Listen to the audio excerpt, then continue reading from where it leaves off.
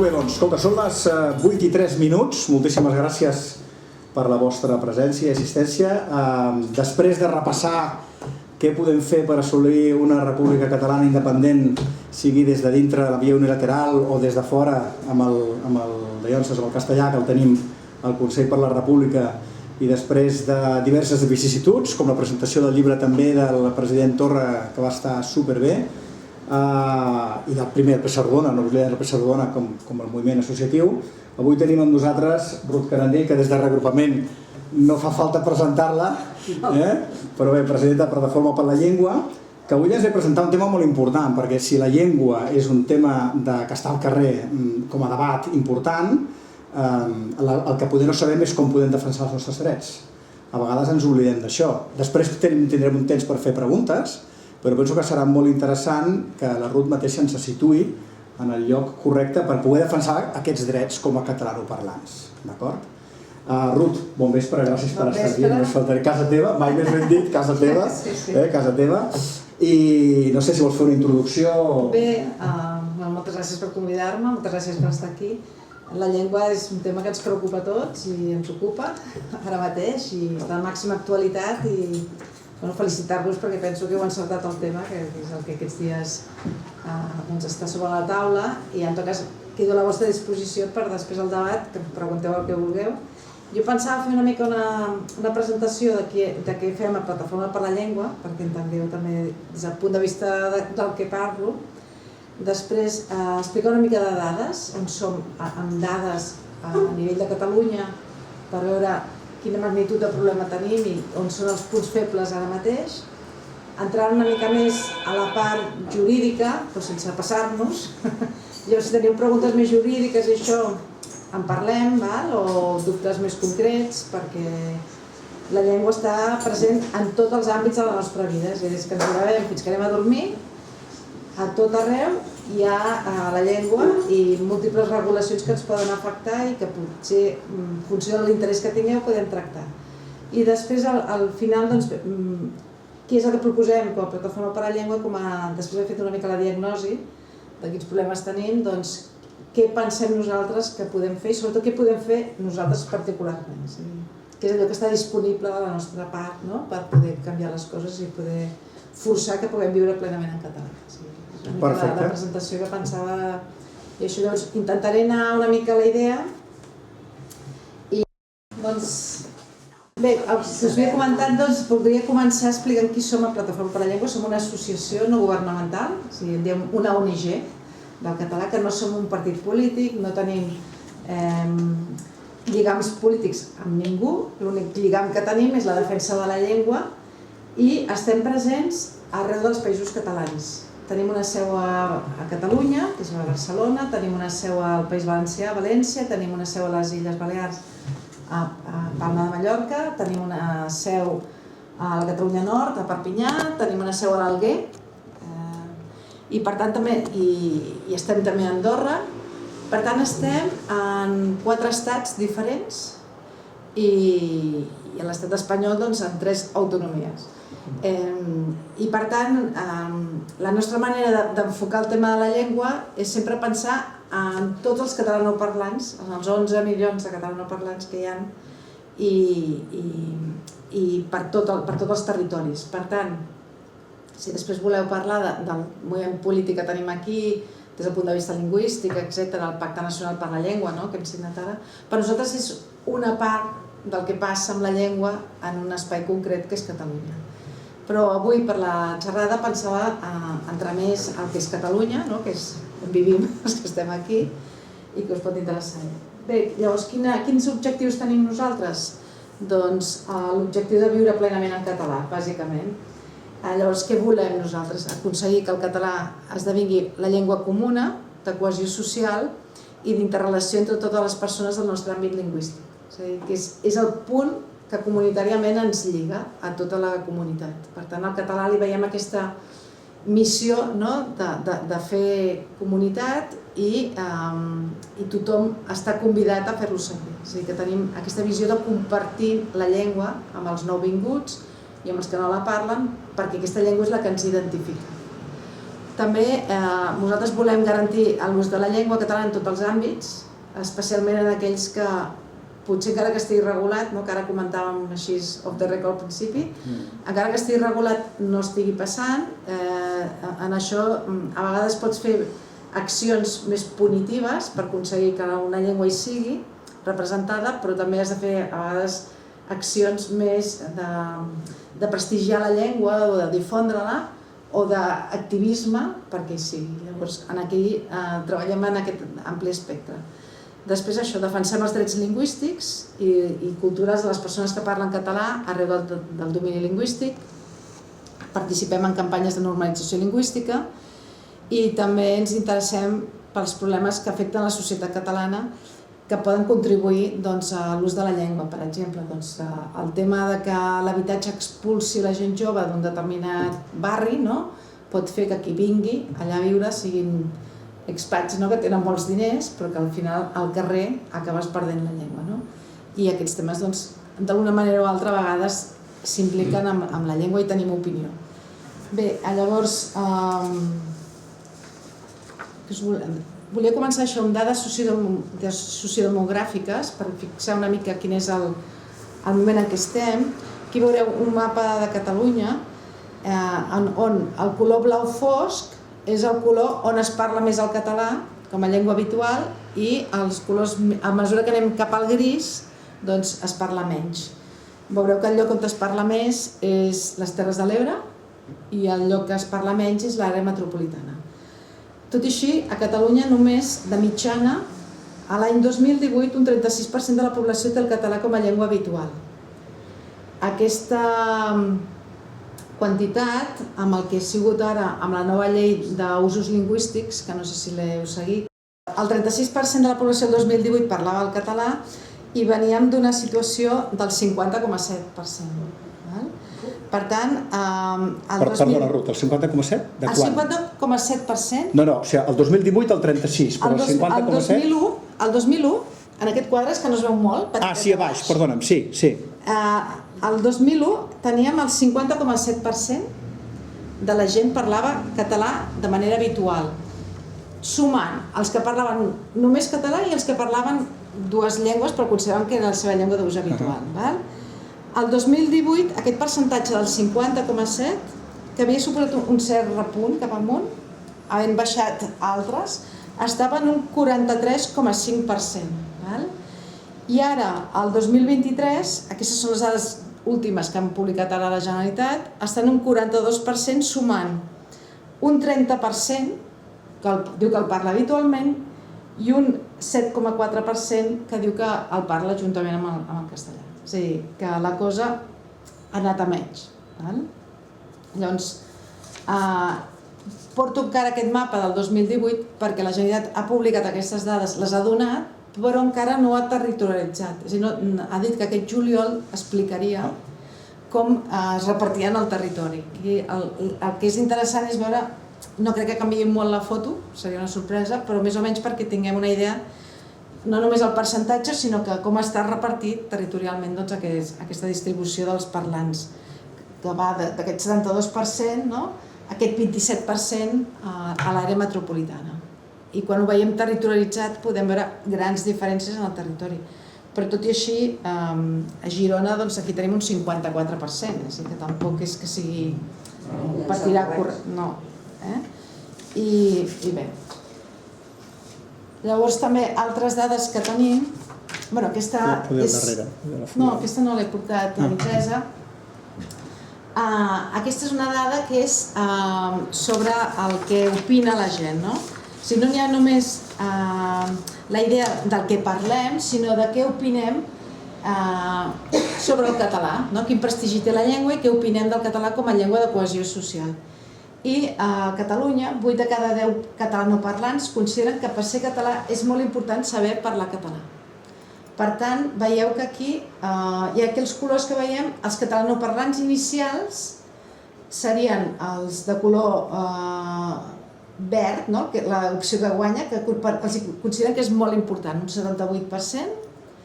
Els castellanoparlants inicials, un 44% opinen que és molt important i un 32% que és bastant important. i altres situacions, els que no són ni catalanoparlants i castellanoparlants, que són la gent que ve de fora, són els nouvinguts, i que porten un altre idioma, aquests també està bastant empatat, un 45%. Per tant, aquí diríem que aquí veiem una oportunitat, perquè la gent no està en contra de parlar en català, sinó que quan els preguntem quina llengua uses és aquesta, però després es considera que per definir-se com a català s'ha de saber parlar català. I aquí hi ha una oportunitat també, si passes. Ara bé, amb els joves és on tenim més el problema ara mateix. Només un 12% dels joves s'identifiquen o es pronuncien dient que el català és la seva llengua habitual, tot i que un 47% diuen que el fan servir habitualment. I aquí els joves, bé, aquí els colors, quan més blau és més català i quan tendim cap a vermell és menys català.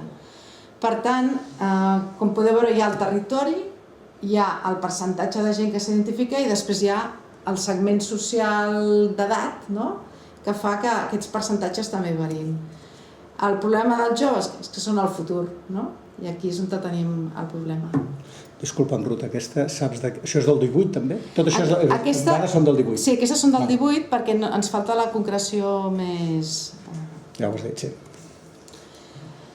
Aquesta dada que és a Catalunya 3 de cada 10 alumnes de primària i secundària parlen habitualment tant en català com en castellà i són molt més bilingües que el conjunt de la població, doncs s'ha mantingut també en el 23, i aquí no hi havia dades fins fa poc i el primer cop que es van començar a analitzar aquestes dades va ser per un estudi que vam fer nosaltres amb diferents centres de Catalunya.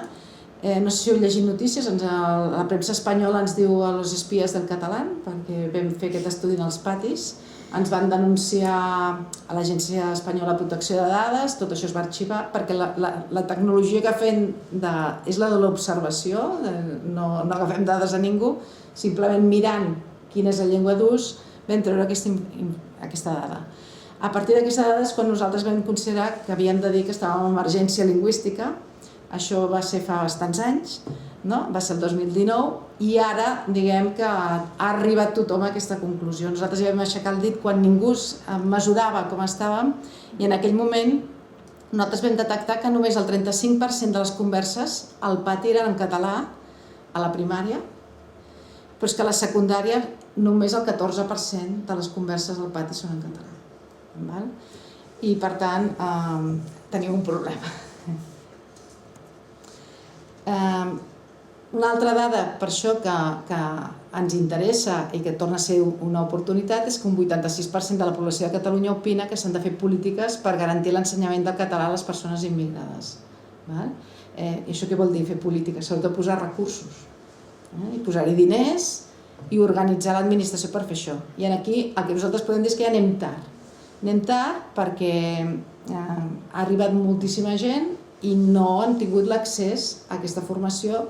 De fet, si veieu recurrentment a la premsa, surten aquestes cues que hi ha i peticions de gent que es queda fora d'aquests cursos, que és una situació que s'ha denunciat molt i que ara amb el Pacte Nacional per la Llengua sembla que Catalunya hi posarà uns diners.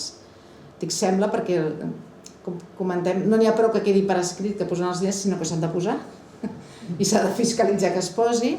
Però si es posa, aquí hi ha un volum de diners, es vol reformar el Consorci de Normalització Lingüística i acostar la formació a la gent que treballa, especialment perquè són els que tenen menys temps, però són els que han arribat i no han passat per la nostra escola i que tenen més mancances en aquest sentit.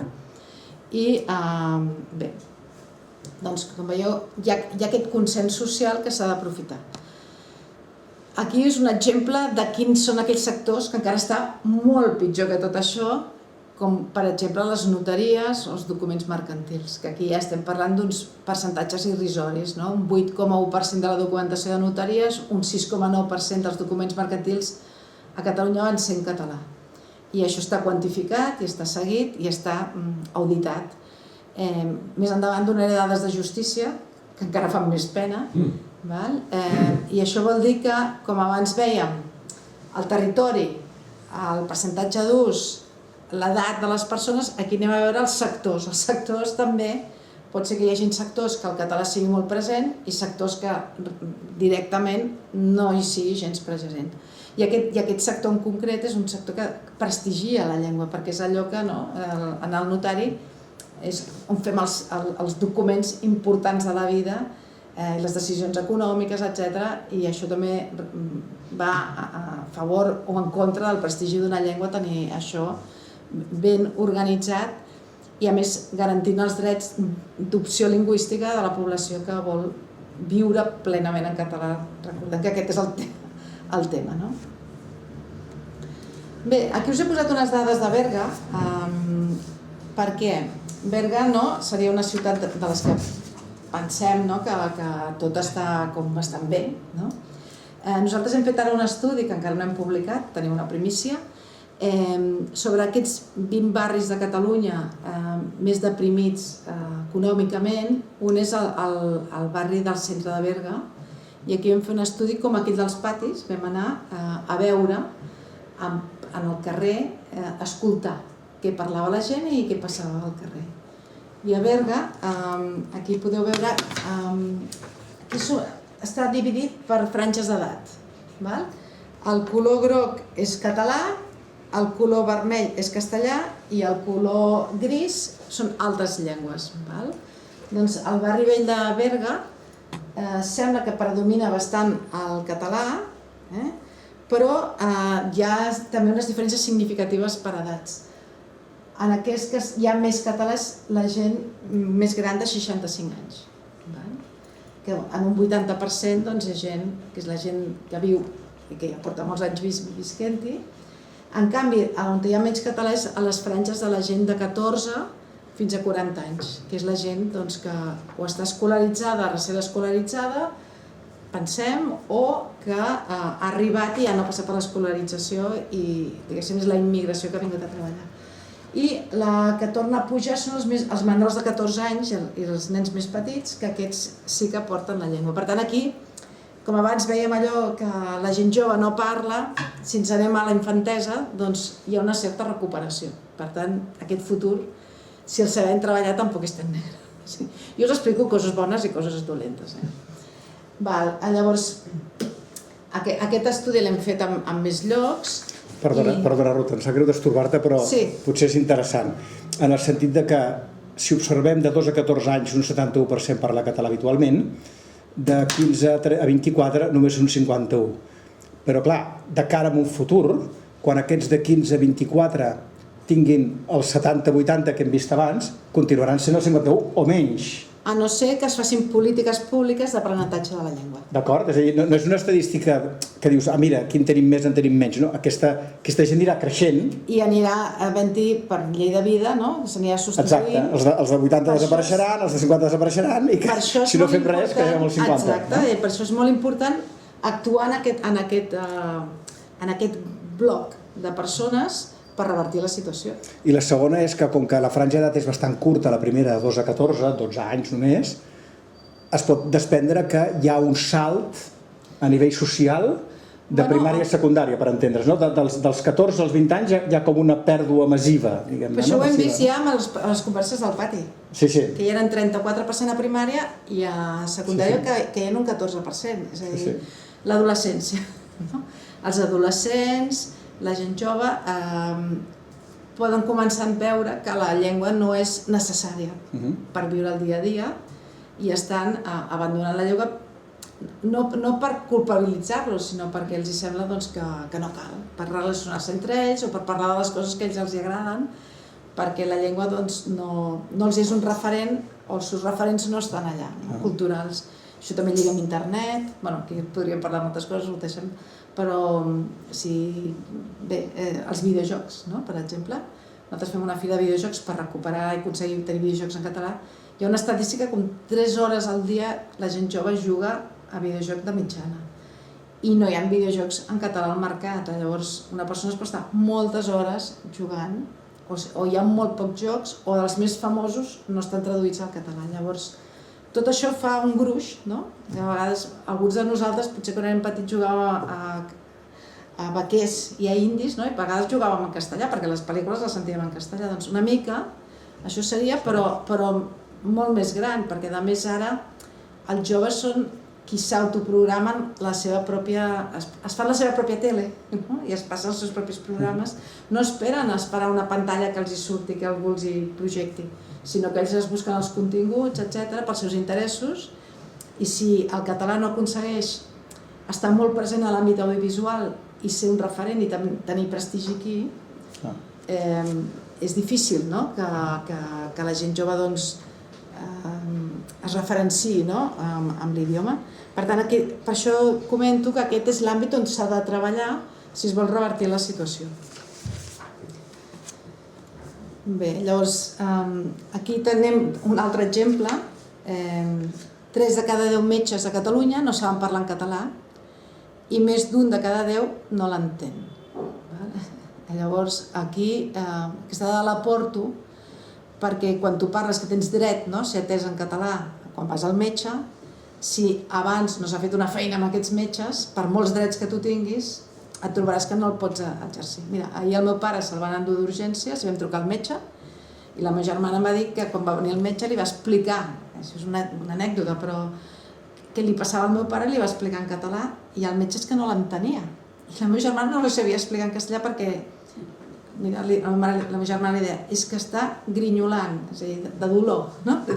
I l'altre deia ¿qué quiere decir? No? I la meva germana no li sabia dir la paraula en castellà perquè no l'havia dit mai en castellà i de fet la vam haver de buscar després a internet, no? Per veure com... Pues això, no? O somicar, no? I clar, llavors es perd informació, però és que aquests metges, a més, han d'avaluar sobre proves que poden estar redactades en català, etc. És a dir, que no és només ja un tema del dret a que t'atenguin, el teu dret lingüístic, sinó que és un tema a la seguretat mèdica. És a dir, perquè es pot perdre molta informació que et pot afectar. I per tant també aquí s'han de fer polítiques públiques, s'ha d'exigir drets, però l'administració també té una corresponsabilitat, també ha de fer les seves pròpies accions. Jo us havia portat també una dada que no he posat aquí, que és a Horta, perquè com que estem a Barcelona, com havíem parlat abans de Berga, a Barcelona és un 34,8% les persones que diuen que parlen habitualment el català o que fan servir en algun moment, un 34%. I per exemple, a barris com Horta seria un 34,4% de l'ús del català. És a dir, que Barcelona no s'escapa d'aquesta tònica de Catalunya. I una altra dada d'Horta, per exemple, és el tema, ja es fan cada any unes enquestes per saber com està la llengua al comerç, que es va fent, i a Horta es va fer el 2023, i tenim que a Horta només un 50% dels comerços tenen la rotulació identificativa en català i la rotulació informativa un 33%. Ho dic perquè Horta tampoc és un barri, no? Sembla que és un barri que hauria de ser com bastant normal. I la llengua oral només un 20% la fa servir en la salutació i només un 39% després té disponibilitat lingüística per atendre't. Així que ara que parlàvem de... Doncs això seria en el comerç d'un barri mitjà de Barcelona, les dades que hi ha són aquestes. I per tant, a banda de fer complir les lleis i ser punitiu, també hi ha d'haver-hi les polítiques públiques. Altres dades, aquí teniu, bé,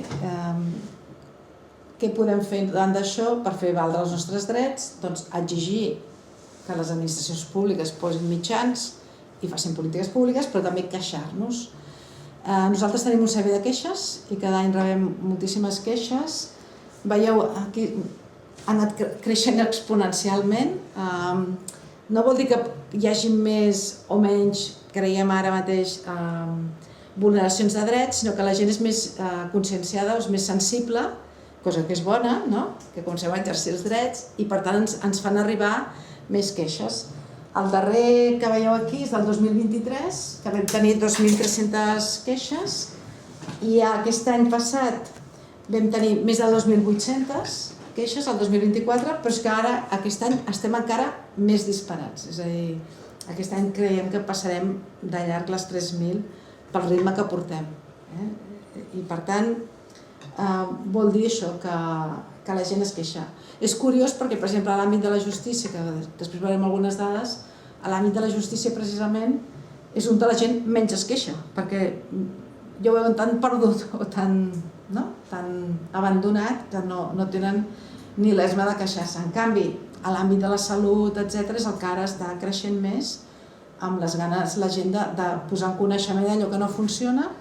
Quan nosaltres rebem una queixa la traslladem a l'administració corresponent i a vegades posem recursos jurídics per arribar, si cal, a judici. O sigui que nosaltres amb aquestes queixes les assessorem, algunes els donem aquesta litigació estratègica o aquest suport jurídic perquè considerem que són vulneracions molt greus. Fem cada any també un informe que el tenim penjat a la web d'aquestes vulneracions molt greus per demostrar que aquestes vulneracions no són simple caprici el denunciar-les, sinó que darrere hi ha catalanofòbia, hi ha casos de racisme lingüístic i que mereixen l'atenció de les institucions.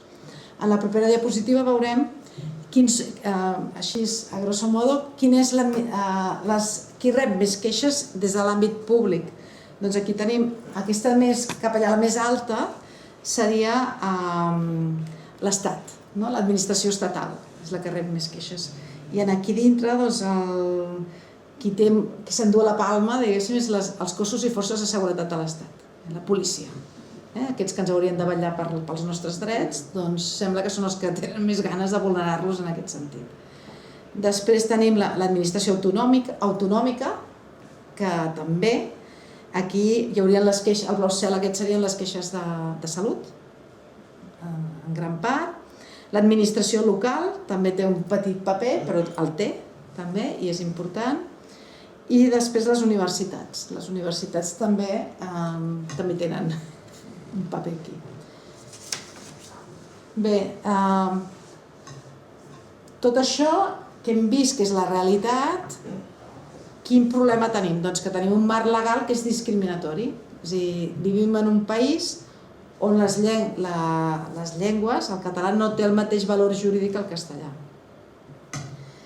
I bé, nosaltres això ho denunciem perquè els drets lingüístics són drets humans. Estem emparats per una sèrie d'instruments de drets humans que ens garanteixen que com a membre d'una comunitat lingüística hem de tenir tot el dret a usar la llengua en privat i en públic, a relacionar-nos i a desenvolupar la nostra pròpia cultura i, per tant, que hem de tenir un marc normatiu que ens ho garanteixi. Aquí hi ha diferents instruments internacionals, el Pacte dels Drets Civils i Polítics, el Conveni Europeu de Drets Humans o el mateix Tractat de Funcionament de la Unió Europea que preveuen aquesta protecció dels drets lingüístics. I també hi ha una carta, que és un tractat internacional, que és la Carta Europea de Llengües Regionals i Minoritàries, que l'estat espanyol ha signat i que a més l'ha signat amb la seva integritat i que s'ha incorporat al nostre ordenament jurídic i que s'hauria de complir. I que és la primera que incompleix l'Estat. Penseu que aquesta carta, per exemple, pel que fa a la justícia, l'article 9 diu que els jutges haurien d'entendre i haurien d'exercir, per tant, en català, i que per tant aquest seria un requisit per poder exercir de jutge. I periòdicament se li requereix per part del comitè d'experts que vigila el compliment d'aquesta norma a l'estat espanyol que implementi aquest requeriment als jutges, cosa que des de l'any 2000 que es va signar aquesta carta encara no s'ha complert. Però bé, aquí també tenim, si voleu després també el tema de l'oficialitat del català a Europa, veieu que els tractats de funcionament de la Unió Europea parlen d'aquests drets lingüístics i en canvi de moment no hem aconseguit que ens els respecti la mateixa Unió Europea. Bé, quan us deia que el nostre marc jurídic no és igualitari i que és discriminatori pel català, ho tenim a la Constitució espanyola, perquè a l'article 3 fixa que saber el castellà o parlar en castellà és un dret i un deure. Per tant, tens el dret a parlar en castellà, però també tens el deure de saber-lo. En canvi, el català tens el dret però no és un deure. I això fa que a nivell de la normativa canviï molt, perquè si ningú té el deure dels funcionaris de saber-lo, no et poden atendre després. Llavors, tot el que hi ha després de la normativa hi ha molts pedaços. Tota la normativa està redactada ja com un pedaç, la normativa de consum, les subvencions, etc. Tota l'activitat legislativa de l'Estat i la que es pot fer des de les autonomies, en el marge que queda amb la Constitució, és un pedaç per intentar, si poder, amb la pressió i quan hi ha governs amics, per solucionar això. I això porta a situacions com, per exemple, a la justícia, que us deia que us explicaria, no? A la justícia, molt poca gent fa l'opció lingüística, però dels que fan l'opció lingüística, doncs en un 81,3% dels casos no es respecta l'opció lingüística. I és la justícia que està dissenyada per garantir allò que es fa. Llavors, per tant, i això, aquesta dada la té publicada el Departament de Justícia a la web. És a dir, que ells mateixos reconeixen sense cap problema que s'ho estan passant pel forro tot i que no passa res. Les sentències, l'any 20, per exemple, només el 7,9% de les sentències de Tribunal Superior a Catalunya i el 2,4% de les Illes Balears i el País Valencià, ni una es feien en català. Però us he de dir que l'altre dia vaig estar en una reunió al Departament de Justícia, a la taula per la justícia, o el català a la justícia, i ens van comunicar que ara ja no és un 7,9% les sentències de tribunals superiors el conjunt del sistema en català, sinó que ja som un 5%. És a dir, que hem anat millorant també aquest temps. A salut, si passem, per exemple, nosaltres el 2024, en el que seria com aquests 4 primers mesos, poc, vam tenir 45 queixes. Aquest any en portem ja més de 200 queixes en aquest mateix període. I tenim ja diversos casos que hem pogut fer el que és tota la tramitació administrativa i ara ja comencem a tenir contenciosos administratius.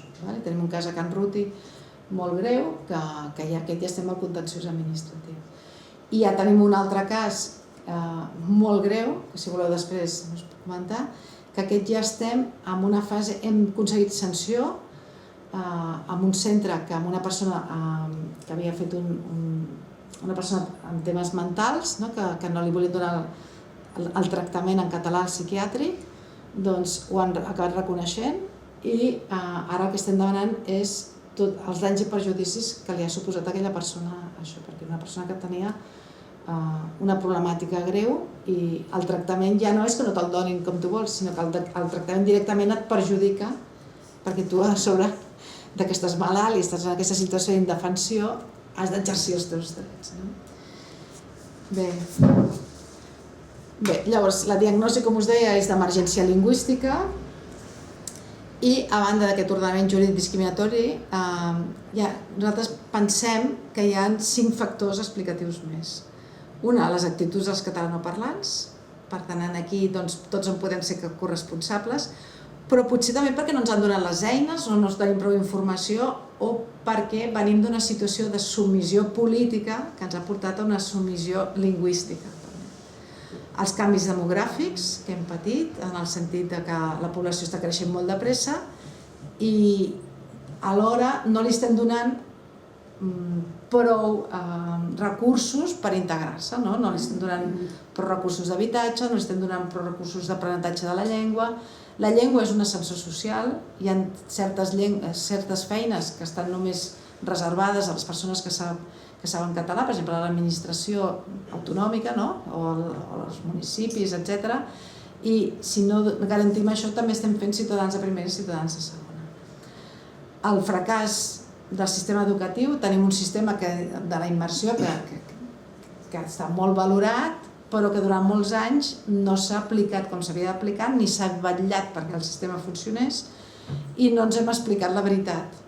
I ja us dèiem, nosaltres vam haver de fer aquell estudi per poder aixecar el dit del que passava, que primer es negava i tot just fins fa 2 anys i poc es va començar a reconèixer que realment hi havia un problema a l'educació. Les transformacions a l'audiovisual i al lleure, que abans he comentat una mica, i la politització i les campanyes d'odi. Això vol dir que la llengua, va haver-hi un partit, Ciudadanos, per exemple, a Catalunya, que va fer de la llengua una qüestió política. Fins llavors no hi havia una... Era pacífic, que el català era la llengua d'aquí, ningú s'hi ficava. I van començar també les campanyes de catalanofòbia, les xarxes, etc. És a dir, que s'ha polititzat la llengua i això també ha acabat afectant el seu ús. Hi ha gent que per por potser no la fa servir en segons quins contextos i la politització ha fet que gent que la sap, per qüestió política, no la vol fer servir. Mirem, si no, al Parlament de Catalunya, que hi ha diputats que tranquil·lament tu parles amb ells, et parlen en català, però agafen el micròfon, i comencen les seves intervencions i comencen en castellà. O amb tertúlies polítiques, etc. Perquè la llengua l'han volgut connotar de la llengua d'uns, que no és de tothom, i la llengua de tothom és una altra. I això també és un discurs que hem de poder combatre. Bé, aquí entraríem en això que comentàvem, de què podem fer nosaltres. A la pregunta, amb aquesta enquesta que es va fer del GESOP el 2021, de si canviem o no canviem la llengua quan se'ns adrecen en un altre idioma, en concret en castellà, 8 de cada 10 catalanoparlants reconeixen que canvien de llengua. I n'hi ha alguns que no saben ni per què ho fan ni se n'adonen, però és un hàbit, i els hàbits són difícils de canviar. Quina és la conseqüència d'aquest hàbit? Invisibilitzar la llengua, perquè desapareix de l'àmbit lingüístic. Penseu això que dèiem, que nosaltres estem en el carrer escoltant, doncs aquella conversa, si l'haguéssim escoltat al nostre encastador, ja l'ha sentit en castellà, ja no hi és. Manca d'oportunitats als nouvinguts perquè no la poden practicar. Se'ls diu, ets diferent, et parlo diferent, i tu i jo no parlarem igual i no pots practicar-la. I alhora reforça aquest missatge que el català és redundant i poc necessari, no és una llengua de primera. La llengua de comunicació és una altra i això és el que sent la gent jove i el que veu. Si veu el seu pare que canvia de llengua, diu, doncs clar, quan parlo amb una altra jo també he de canviar. I si vaig al pati, només que hi hagi un nen que canvia de llengua, doncs tots a canviar perquè és el que toca. I bé, quines propostes creiem nosaltres que cal fer? Doncs reforçar el caràcter del català com a llengua pròpia de Catalunya, com una llengua d'identitat col·lectiva.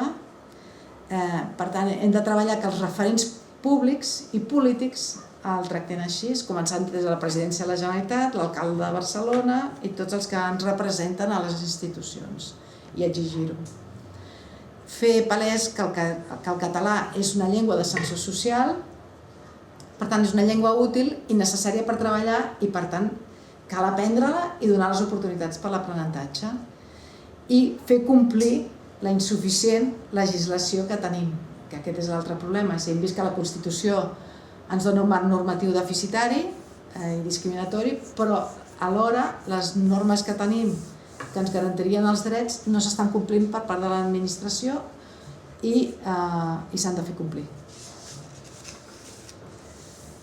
I què proposem com a mesures més urgents? Repensar el model educatiu, pensar solucions específiques, garantir sobretot que els estudiants quan acaba l'escolarització tenen un domini real del català i que el saben igual que el castellà.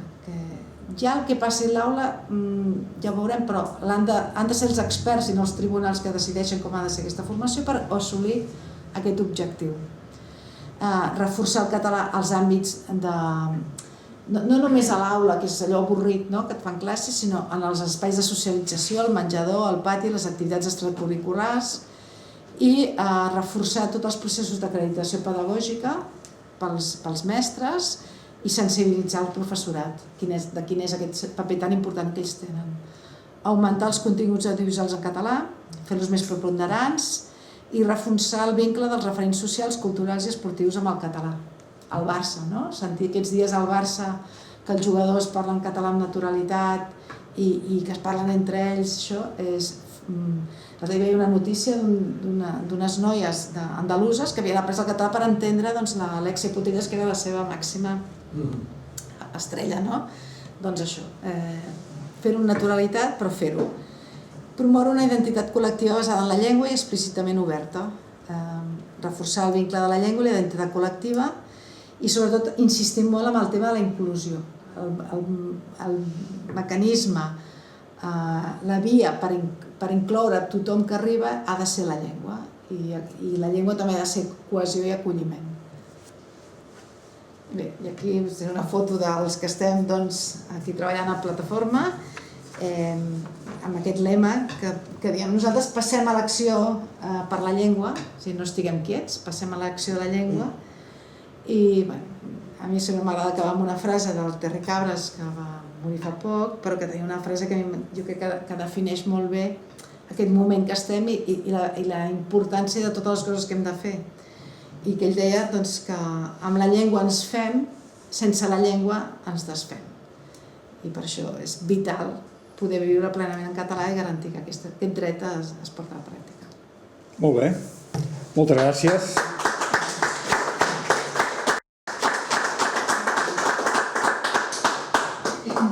Jo no sé si aplaudir o plorar. No sé si hem de plorar o com ho hem de fer. Obrim un torn de preguntes, els que esteu aquí, els que esteu online, si us plau. Si voleu dir la vostra, us ho agrairíem, si algú té alguna pregunta. Una pregunta.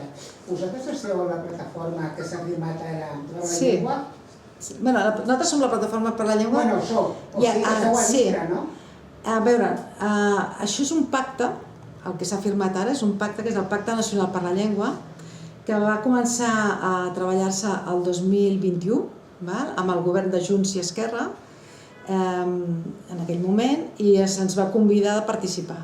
Llavors, aquí es va convidar moltes entitats, hi havia tots els partits polítics, i nosaltres vam presentar 100 mesures que creiem indispensables que es comencessin a aplicar des d'aquesta visió de l'emergència lingüística i en aquestes línies que us estic dient. I les vam anar a presentar. Llavors, Junts va sortir del govern, es va quedar només a Esquerra, es va continuar treballant,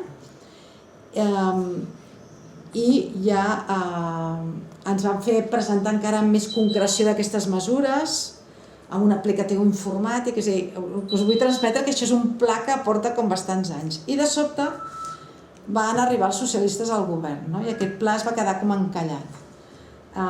I finalment es va continuar parlant en el Parlament, no se'ns va donar en aquell moment més veu en el pacte, sinó que es va quedar com una cosa entre partits, i sí que les entitats que havien estat consultades al principi vam aixecar el dit i vam dir, escolta, si aquí hem participat des del principi no té sentit que no puguem estar més endavant. I finalment aquest pla, que al principi era un pla de mesures i d'accions, ha acabat amb un pla on hi ha una part de diagnòstic que coincideix en aquestes problemàtiques que us comentàvem, perquè és resultat d'aquell treball previ que es va fer aquests anys, però el que han fet a més és posar pel 2025 tota una sèrie, un pla de govern. A Salut farem això, a Justícia farem això per la llengua, saps? I posar-hi en algunes d'aquestes accions diners. Aquests diners sumen en total uns 255 milions d'euros.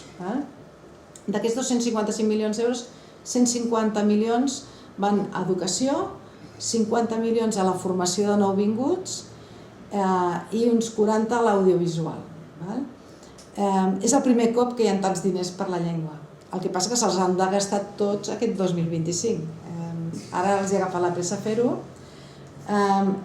És veritat que no es veu que no han preguntat a totes les entitats, ni tampoc han esperat que tots els partits tinguessin ganes de sumar-s'hi, però en aquesta lògica, suposo que tenien ganes de començar a treballar, que hi ha una conselleria, per primer cop també, de política lingüística, que això és resultat no de la voluntat política, sinó de la pressió de la ciutadania, qui sigui, i dels pactes del govern, que són del Parlament, doncs ara han dit que es posen a treballar en això. Llavors nosaltres, diguem, hem donat suport en què es comenci a treballar, però també hem dit que podria ser encara més ambiciós aquest pacte.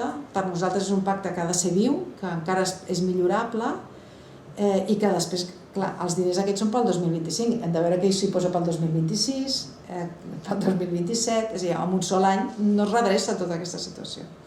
I per tant també ha de ser viu en tant en quant les forces polítiques i les associacions que s'hi poden sumar i també amb els recursos que s'hi poden destinar. Però de fet és el primer cop que s'assumeix que hi ha una emergència lingüística, és el primer cop que es diu que amb l'educació les coses no acaben d'anar bé i que cal aplicar-hi recursos i canvi en polítiques, però, com deia al principi, el paper ho aguanta tot. Ara cal veure què passarà en el dia a dia i en la fiscalització. Per exemple, nosaltres ja estem pensant al setembre, no? Al setembre comença un curs nou i al setembre sabrem si aquests diners que es diuen que s'aplicaran a educació, si s'aplicaran o no, perquè els han de gastar els 3 primers mesos, han de fer les aules d'acollida, etc. I per tant podrem fiscalitzar que això es compleixi. Hi som, però si no ho fan ho denunciarem i si cal marxarem, perquè per estar en un lloc que no es fa, doncs no... I la CUP no ha volgut, però alguna cosa serà, no? Bueno, la CUP el que ha dit és que les mesures les troben bé, perquè les han pactat amb ells, però que les n'hi han votat en el Parlament, una a una, a mesura que es vagin aplicant. Ells fan una consideració més genèrica en el sentit de que un pacte d'aquest no deixa de ser un pacte autonòmic i és un pacte que blanqueja l'Estat, no? Perquè el que s'hauria de fer. Nosaltres en això som més pragmàtics, nosaltres diem, no som un partit polític, nosaltres, com us deia al principi, no som una associació que el que volem és transformar les coses i aquesta emergència, escolta, si hi ha 250 minuts agafem-los i fem coses.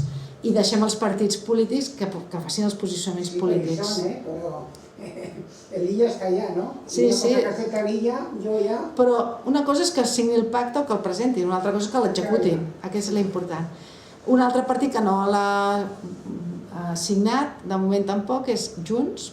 Ells han dit que l'argument és més que no hi ha en el pacte unes mesures pensades pel cas que hi hagi la sentència aquella del 25%, que està com una espasa de Damocles, que està allà, que no hi ha unes mesures pensades i per tant no era el moment oportú ara de sortir.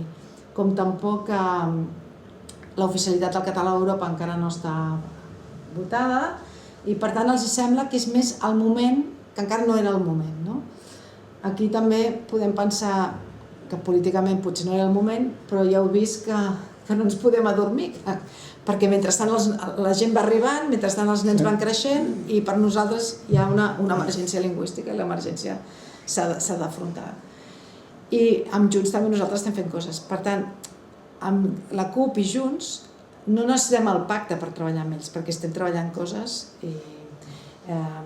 i per tant tenim altres espais amb ells per treballar conjuntament i per reaccionar al cas de la sentència, etc. Però ens sembla a nosaltres, i això no ho fem només en Catalunya, per exemple, tot el tema de l'audiovisual, si aquests 40 milions s'apliquen aquest any i tenim més audiovisual en català, beneficiarà no només Catalunya, sinó les Illes, el País Valencià, la Catalunya Nord, perquè seran continguts audiovisual en català. I pensem que aquí ens queixem, perquè estem malament, però penseu que a les Illes hi ha el PP pactant pressupostos amb Vox i ara mateix traient requisit lingüístic per poder treballar a l'administració. I al País Valencià tenim Vox ja directament al govern fent enquestes als pares i mares si volen el català o no volen el català a les aules, no? Que aquí nosaltres, per exemple, hem sigut els que hem fet la campanya La llengua no es toca i allà, aquesta enquesta que feia el govern pensant que la gent diria que no volien el català a les aules, els hi ha sortit el tret per la culata, perquè allà on les zones més castellanoparlants han dit que sí que volien català perquè els seus alumnes, perquè els pares no són tontos, volen que els alumnes sàpiguen i que tinguin aquest ascensor social i que es puguin tenir més cultura i tenir més formació, són més intel·ligents la gent que els que els governen, en aquest sentit.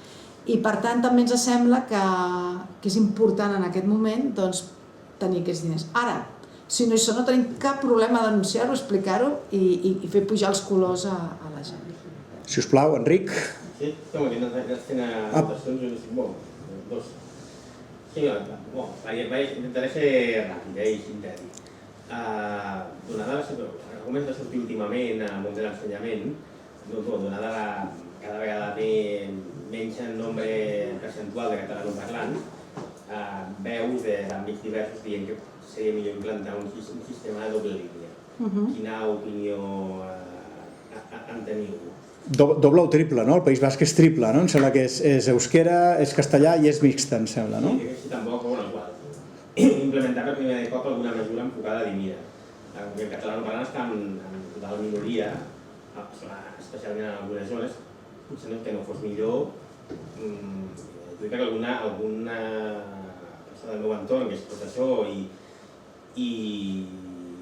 això em diu que sí que ho veuria bastant més que això, que hi hagi un àmbit en el qual els nens s'expressin en català no només a l'aula, sinó també al pati amb més. Si ho heu valorat. Un moment, Enric. No sé si se sent o no se sent, però ho direm en veu alta ara perquè ho escolteu els que esteu connectats. L'Enric pregunta que des de Plataforma per la Llengua què sembla la instauració de la doble o triple línia a les escoles. Allò que fan al País Basc de només classes en català, només classes, en euskera en aquest cas, o en castellà o mixta. Em sembla que això ho proposava alhora, en el seu programa electoral, em sembla que alhora ho proposava. Bé, voleu que ho conteste? Sí, perquè si no després anirem a veure, nosaltres considerem que el sistema de la immersió va funcionar al principi i si no ha funcionat és per deixadesa de l'administració. Per tant, abans de canviar de sistema, apliquem del que tenim, no? I després, al País Basc, partien d'una situació de més desconeixement de la llengua en general i van anar per aquest sistema. Però també l'estan revisant ells i estan mirant ara més també de canviar de sistema. Jo aquí el que li veig com a jurista és el perill que té el sistema de doble línia i la triple línia en el sentit que ara comencen a haver-hi sentències del Constitucional que afecten al País Basc, que com que no poden garantir que tota la població sap el basc, perquè el que van a la línia basca, perfecte, però els altres no, i això està consolidat dins la societat, estan començant a obligar a que no hi hagi el requisit lingüístic per accedir a l'administració. En canvi aquí tothom el sap, perquè l'obligació és sortir, tothom que passa pel sistema escolar ha de sortir sabent igual català i castellà. Per tant, els poders públics, quan convoquen places, han de poder-les convocar en català i castellà perquè tothom té el mateix coneixement. Llavors, en certa mesura podria ser una trampa entrar en aquest dilema perquè potser seria allò, no sé, pa per avui, gana per demà.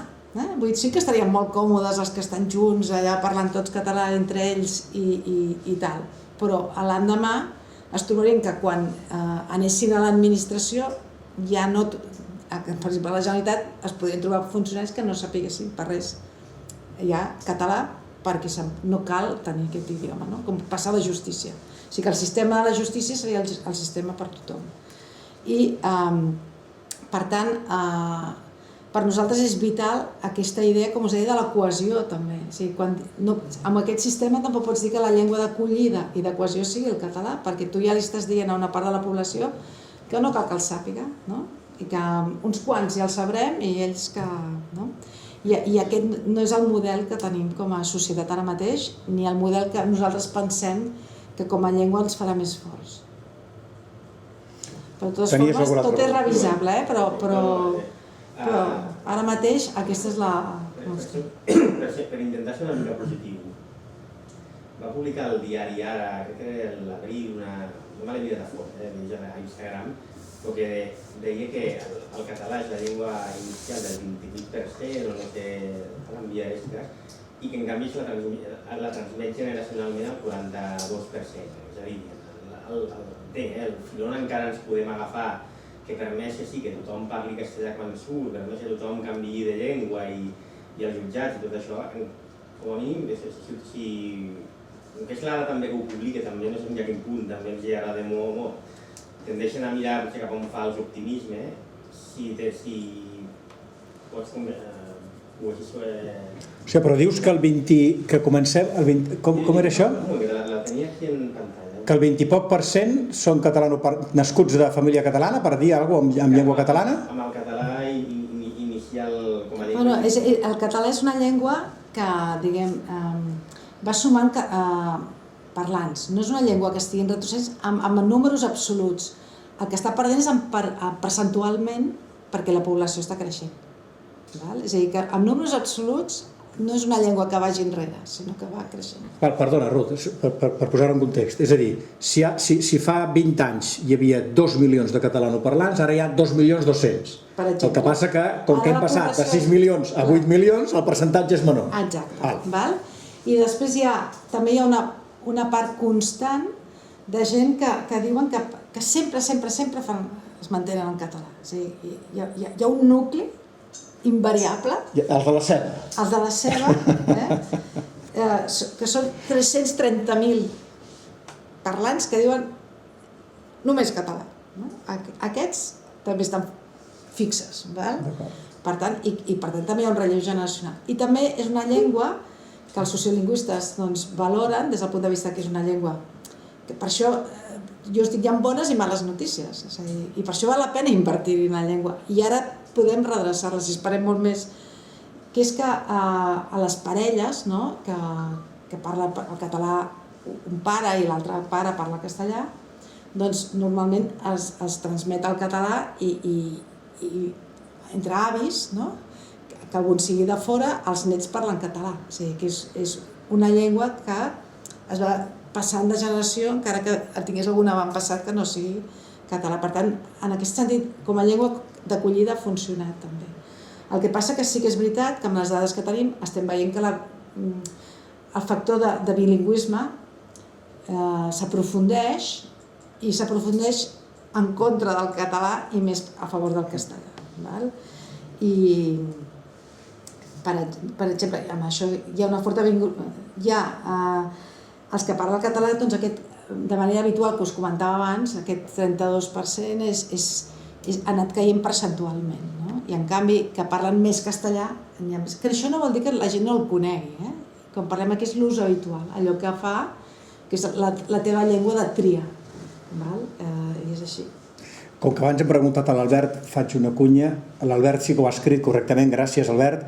Quines mesures es prendran en el cas que no es compleixin, com sempre, els pactes i quines estan previstes per fer complir el pacte? A veure, aquí hi ha mesures que es prendran. Hi ha mesures que estan en el pacte. Una cosa que no ens agrada del pacte, i com que estem en família aquí ho expliquem, però els ho vam dir, és que el tipus de verbs que fan servir. És a dir, no diuen això es farà d'aquesta manera i en tal data, sinó que diu es vetllarà, s'ha de promoure, es promourà, aquest tipus de verbs, que nosaltres vam comptar-ho i vam dir aquests verbs surten en 80 ocasions aquí, per favor canviïn els verbs, ens van dir. No, perquè és un pacte i els pactes han de permetre que tothom s'hi sumi i llavors has de fer. Però nosaltres ens els prenem al peu de la lletra, aquests verbs. Llavors, nosaltres el que estem fent és un calendari on anirem i estem detectant uns indicadors que siguin fàcils de seguir i que vagin lligats a dades. I ja ens hem posat en marxa. Llavors, nosaltres periòdicament, amb un calendari que ens hem fixat, segons el tipus de... Per exemple, crearem el no sé què. Doncs això, si ha de ser el 25, si el 31 de desembre no està fet, perdó, ja ha sortit a la foto, és a dir, això ho denunciarem. Però, com us deia, les accions que es tenen a veure amb l'educació han d'estar fetes al setembre, perquè els nens i nenes començaran el curs al setembre, és a dir, ja no val esperar-se el 31 de desembre. Per tant, hi haurà unes línies temporals que ens permetran denunciar-ho. Però és que després hi ha accions que contenen el pacte que veuen del marc jurídic. Es promourà el compliment de les normes de consum. Per favor, això s'ha de complir. El que nosaltres mirarem és i quants inspectors has posat i quantes sancions has posat. Aquest serà l'indicador que buscarem nosaltres per veure si realment estàs fent complir. Llavors nosaltres, en aquest sentit, volem ser els auditors del pacte, tenim els recursos per fer-ho, a la plataforma tenim prou recursos de personal per poder fer aquesta feina i treballem unes 40 persones, i per tant hi tenim experts en cada àmbit i per tant ho farem. I quan ho fem i ho expliquem, esperem que surti als mitjans de comunicació i potser hi haurà alguna acció que demanarem la col·laboració ciutadana perquè va de fer pinya en la denúncia. Oriol, tens preguntes? Sí, aviam. Jo faig una que l'acabo de pensar. Estaves parlant del sistema d'internet, les xarxes i tot això. Però clar, a mi m'ha vingut aquí al cap que tenim, sembla ser, una bona enciclopèdia, la Viquipèdia en català, que està molt reconeguda, que és de les que més articles té, diguem-ne, en proporció teòricament als parlants. O sigui que proporcionalment fins i tot sembla ser que té més articles que el castellà. O que altres llengües molt més importants en volum de parlants. I no sé, això explota aquestes coses també. Bueno, ara l'any passat, fa un any i mig o així, França van treure el rànquing de les llengües més importants del món, o amb més prestigi, i el català estava a la desena, mireu que n'hi ha de llengües. I un dels indicadors que miraven era la presència d'internet, per exemple. Una altra cosa que nosaltres tenim bona, però la Viquipèdia és una cosa d'activisme, torna a ser gent que està activa.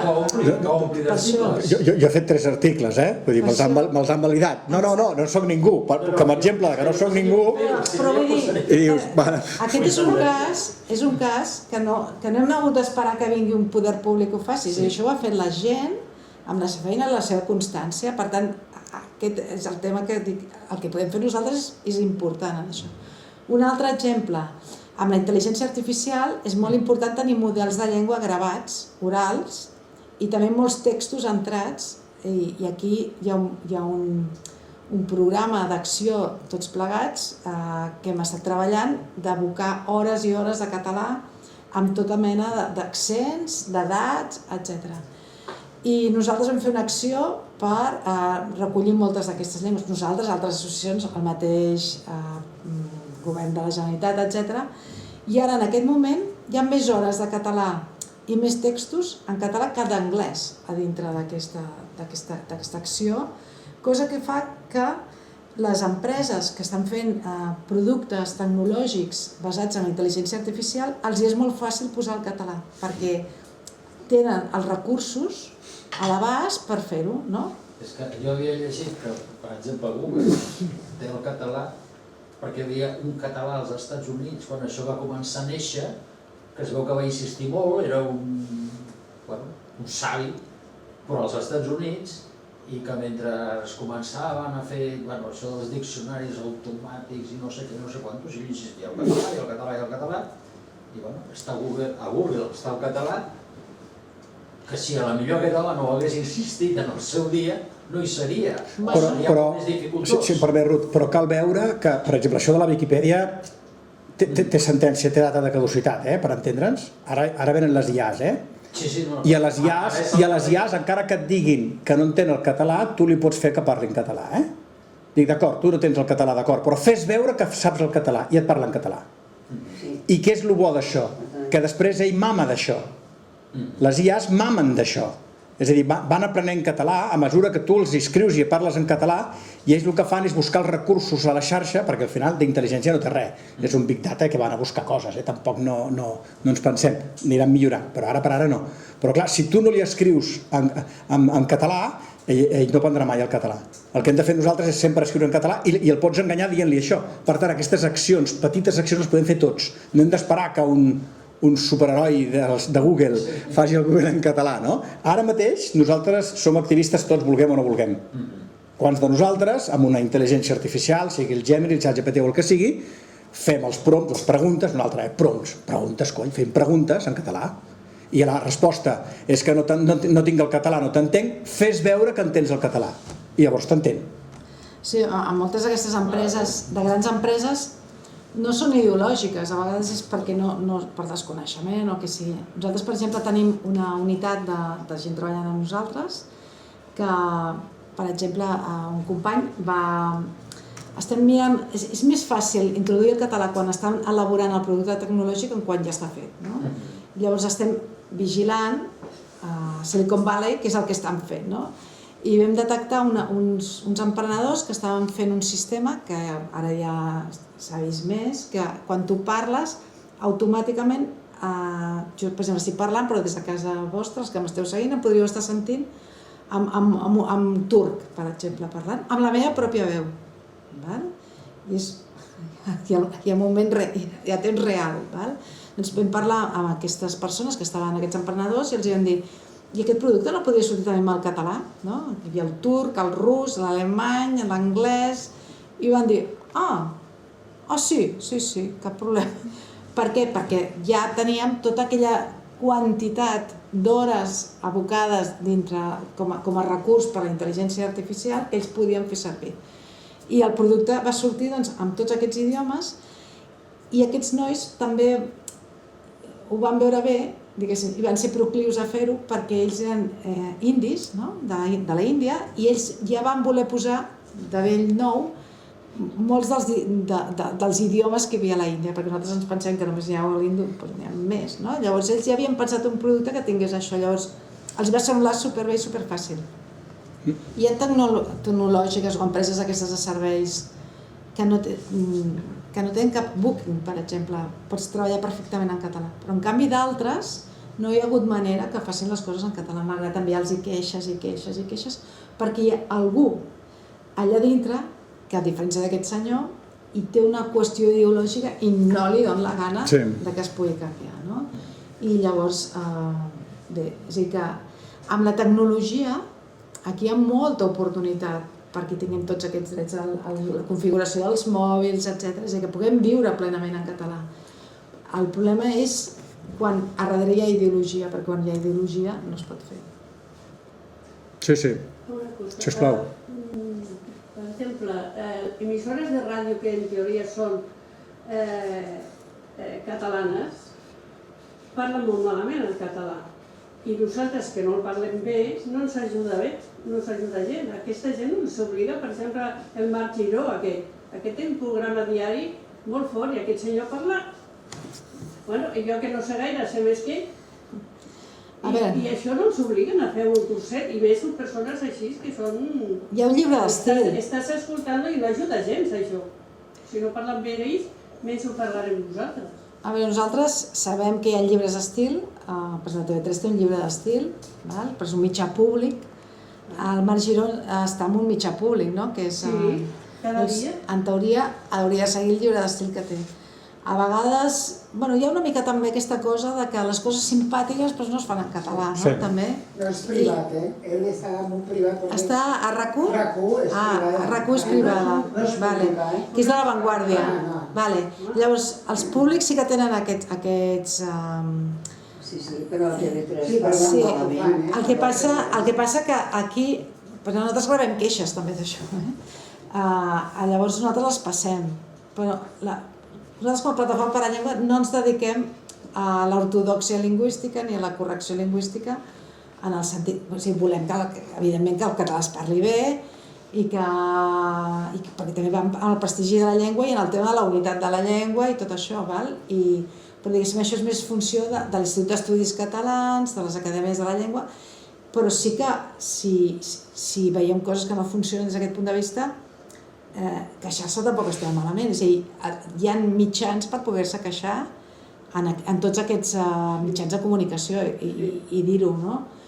Però també hi ha aquesta cosa que empipa, que lliga una mica amb això de l'adolescència i els referents, que quan les coses divertides es diuen d'una manera, també el que ens passa és que portem tant temps de submissió i de no ús del català que l'espontaneïtat o les frases fetes o el que sigui no les tenim ben apreses. Per tant, l'aprenentatge és important des d'aquest punt de vista.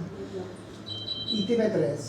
TV3, per exemple, ahir... És pública, És una vergonya ja, és vergonyós. Per exemple, nosaltres ahir m'explicava un soci nostre que havia presentat una queixa a TV3 perquè aquests de Casa Tarradellas, dels Fuets, feia un anunci en castellà subtitulat en català a TV3.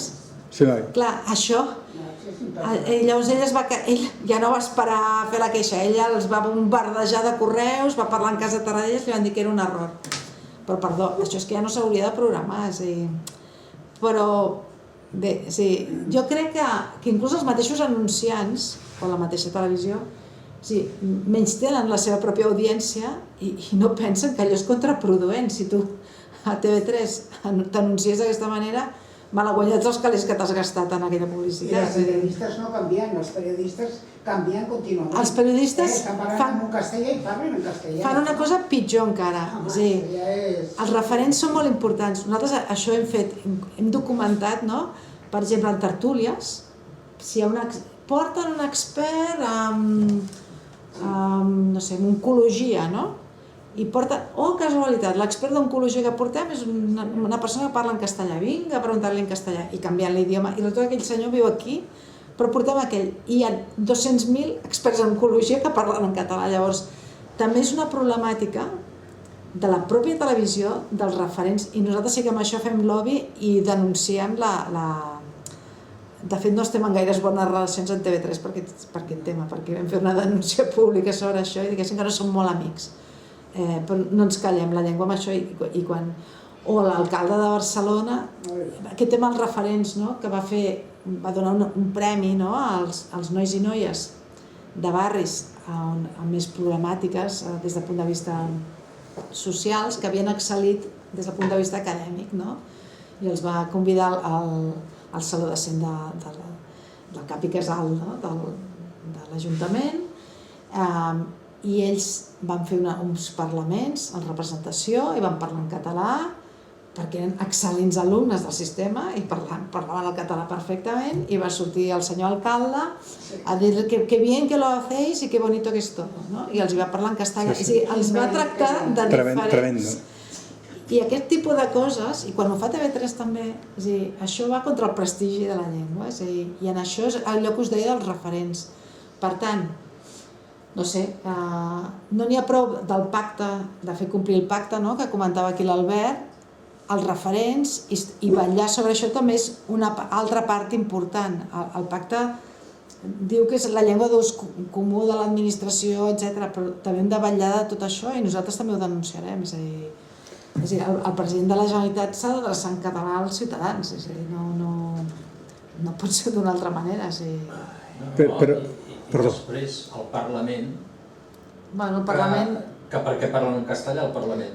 Sí, el primer que havia de fer és treure-li la paraula. Perdona, per què parlen el castellà al Parlament i per què s'aconsegueix que es pugui parlar en català al Congreso i el rufià parla en castellà? És a dir... Però els mateixos partits que ara tenen representants parlant en castellà a la més mínima són els mateixos que abans no se sentia. Sí. És això de la politització de la llengua. Perquè alguns són el mateix polític. Però és el que diu la Ruth.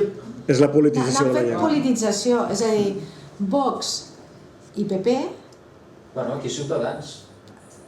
Ciutadans ara per sort ja n'hi és. No, però abans de Ciutadans, el Parlament de Catalunya no se sentia. Ciudadanos va fer... El castellà no se sentia, perquè hi havia un consens social que la llengua de la cambra era aquesta. Va venir Ciudadanos i va trencar aquest consens social. I aquesta...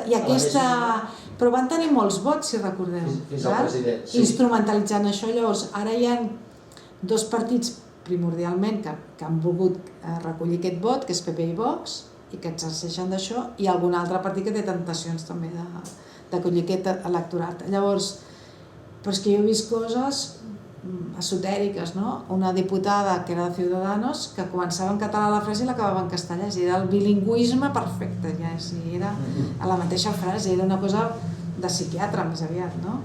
I ara veus, no sé, l'altre dia vam estar a la Comissió de Llengua Catalana i ens van fer preguntes i insults també, però bueno, de Vox i tal, i et feien la pregunta en català i al cap d'una estona el mateix diputat te la feia en castellà, és a dir, que tenen com un problema mental, perquè si tu et mantens en català al final també se'ls encomana, perquè ho saben. I en privat et parlen en català, és a dir, no tenen cap problema. Inclús un senyor de Vox va dir que era filòleg, és a dir, no sé com explicar-ho, vull dir que és una postura política. I llavors, fins que això no els penalitzi, ho faran servir. Una postura política... El president del Parlament que em diu res. Però, perdona, Penalitzi electoralment, em refereixo a penalitzar. una postura política que podem aprofitar a favor nostre, perquè m'agradaria veure un president de la Generalitat responent totes les preguntes que li fan en català. Totes, inclús les que se li fan en castellà des de Madrid. I té dret, I té dret, Mira, jo no ho he vist mai, això, Se'n van al país que siguin i els hi pregunten i ells parlen la seva llengua. Clar, és a dir, de la mateixa manera que n'hi ha uns que parlen sempre en castellà, se n'aprofiten d'això i fan un joc polític, bueno, doncs entrem en aquest joc polític. Vull veure un president de la Generalitat parlant sempre en català, inclús a Madrid, una entrevista en català. Jo només parlo en català. Per exemple, Junts era una de les coses que demanava que estigués al pacte i s'hi va incloure. No va dir en tots els casos, sinó preferentment i tal, però es va incloure. Vull dir que, com us dic, el pacte està treballant entre tots els partits. El que passa que les fotos polítiques costen o no costen també en el moment que toca. Dolors, tenim una última pregunta, si vols. Quan abans parlàvem de l'escola, ara faré un canvi del que estiu parlant. Nosaltres tenim la nostra neta en una escola d'Hospitalet, l'escola Paco Candel, d'allà del Gornal, Santa Eulàlia, i allà és castellà. És castellà. Vull dir, les professores te parlen en castellà, quan fan una festa dels alumnes al Nadal i canten les cançons o poesies del Nadal, fan en català i en castellà. I clar, i te sap greu, i dius, però, vull dir, és el fet. I els nens al pati parlen en castellà i, clar, hi ha moltíssima immigració. Però d'alguna manera, clar, és que l'escola hauria de vetllar... Però la immigració... No hi ha manera.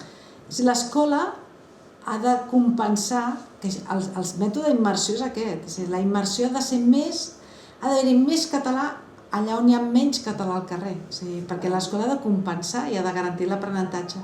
Per això també us comentava que no és només que estigui a l'aula, ha d'estar en tota la vida de l'escola. I per això és important la sensibilització dels mestres, i la gestió lingüística. Llavors, els mestres han d'entendre el seu paper.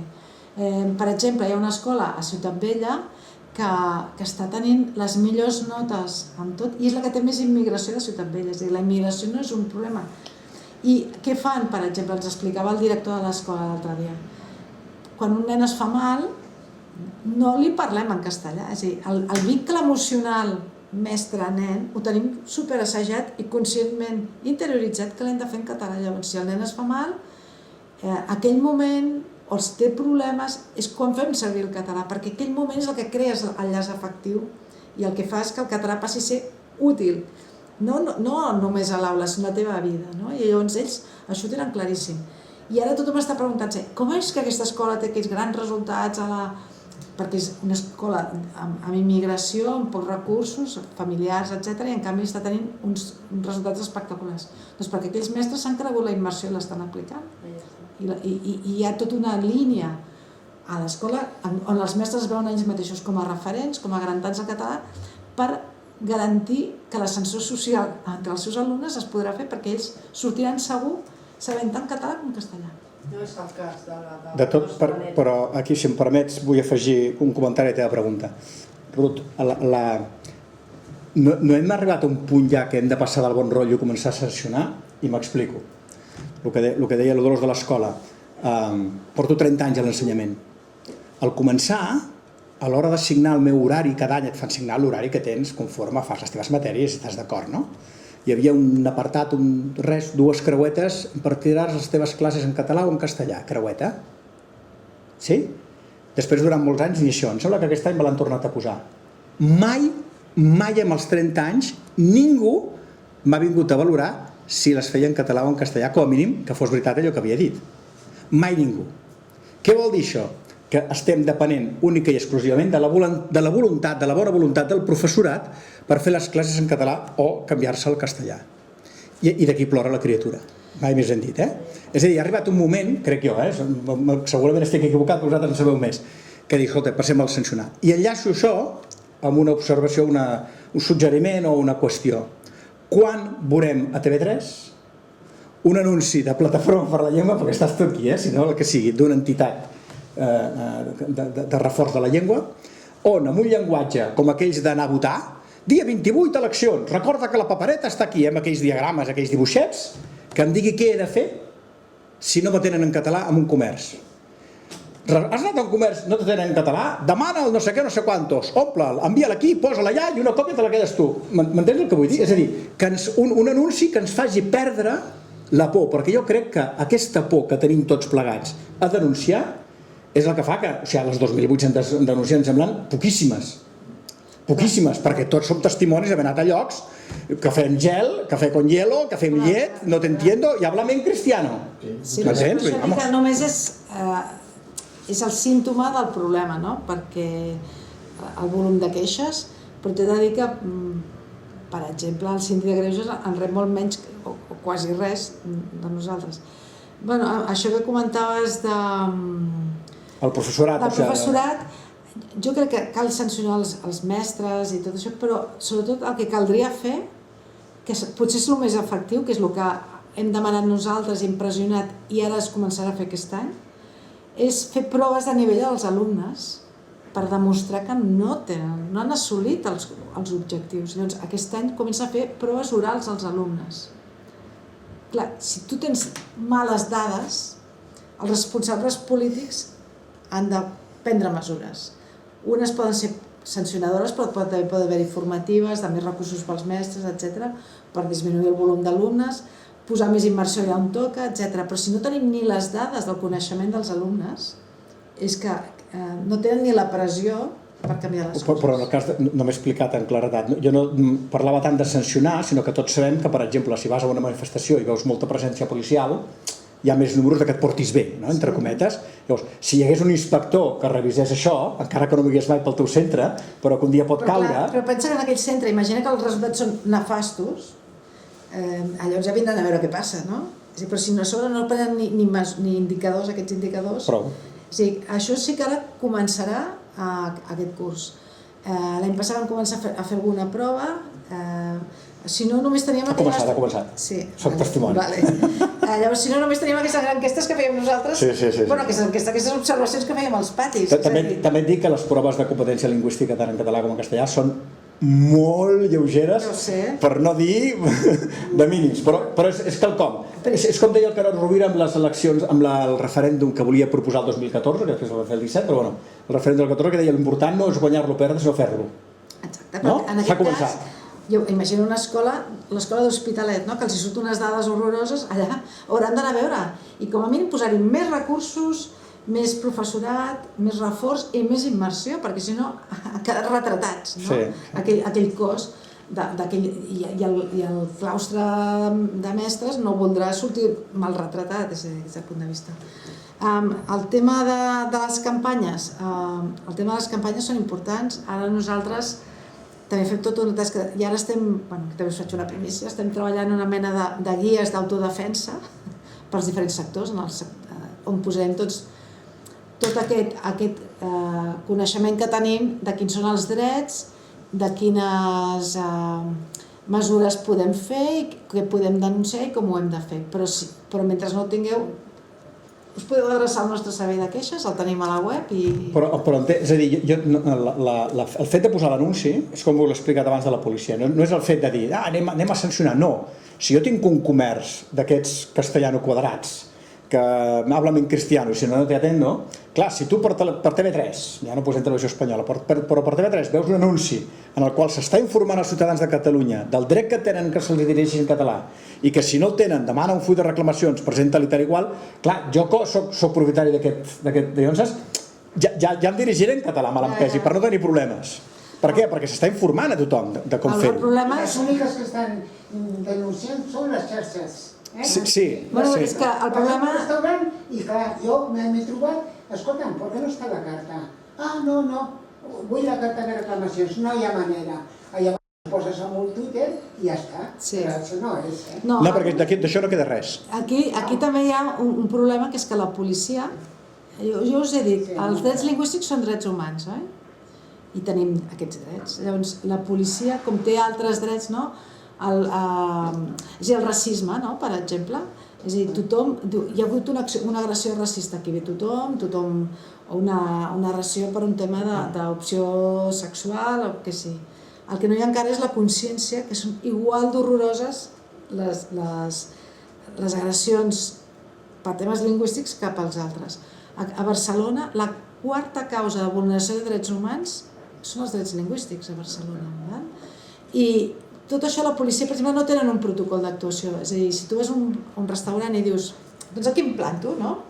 Doncs trucarem la Guàrdia Urbana. Doncs que vingui la Guàrdia Urbana. Com ve la Guàrdia Urbana, no té instruccions, a part que té molt mal lavabo i molt poques ganes de fer-ho, a vegades, però no hi ha una instrucció que els digui això és un dret, el dret lingüístic és un dret humà, està reconegut en aquesta normativa i vostè el que ha de fer és aixecar un atestat i enviar-lo, perquè no s'ha fet. Llavors nosaltres estem treballant en aquest sentit per aconseguir això.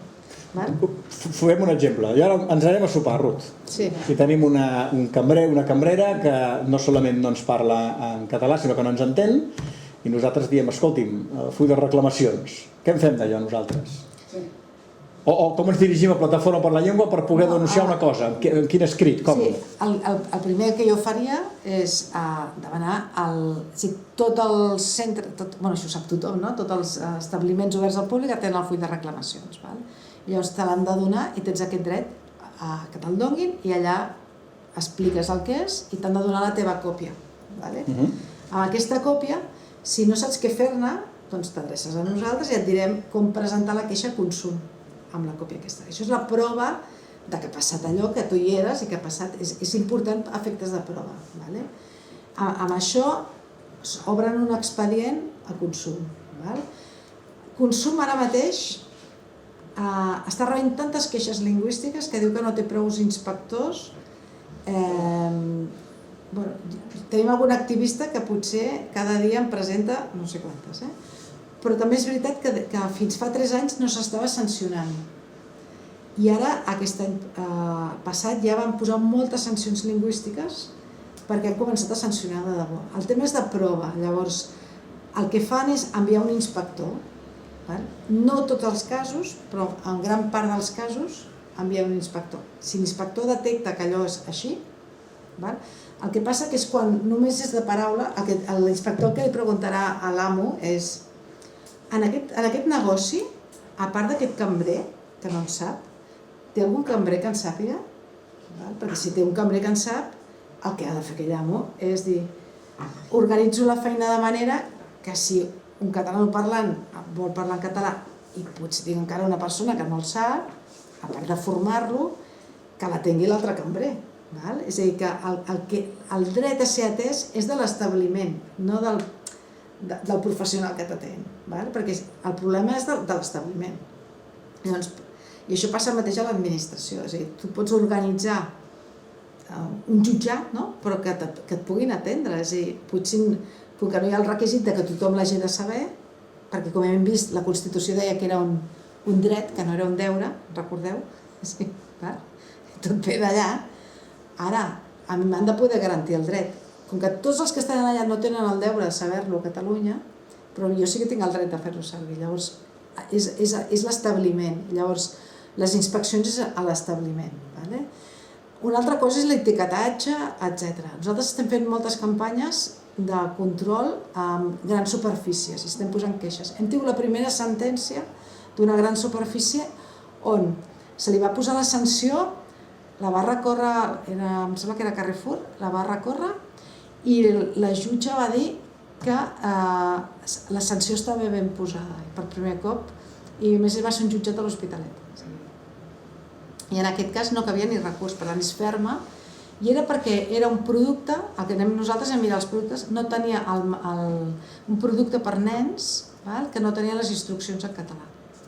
I això era una vulneració de la normativa i hi ha hagut una sanció, però també us he de dir que hi ha molta resistència, o va haver-hi l'intent per part del govern anterior, que no era socialista, d'aquestes sancions que estaven al Codi del Consum, bueno, l'intent, ja ho van fer, que estava al Codi de Consum des de fa anys, i que no s'aplicaven i que ara es començaven a aplicar, discriminacions lingüístiques passessin a ser sancions que es poguessin... que no fossin amb diners, no? Que fos amb una obligació a formar, etc. És a dir, buscar aplicacions alternatives als diners. I en això nosaltres vam estar en contra i de moment no s'ha aplicat. Només funcionen els calés en aquesta societat. Exacte, perquè llavors què són? Obligacions de primera i obligacions de segona. I això ho va fer-ho un govern que es deia independentista. No sé si hi ha alguna pregunta més i si no tanquem aquí. Agraïm a la Ruth la seva xerrada, com sempre, des de l'àmbit lingüístic. Sobretot tinguem orgull de ser catalans, sisplau, perquè això és el principal. Parlem català, tenim una identitat catalana i tenim dret a viure en català plenament. I Ruth, moltíssimes gràcies, casa teva com sempre. Bueno, ja ho sé, moltes gràcies. I els que esteu connectats, doncs moltes gràcies, esperem que us hagi agradat la xerrada i estem aquí fins la propera, que aviat tindreu notícies de la pròxima. Que vagi bé. Adéu-siau.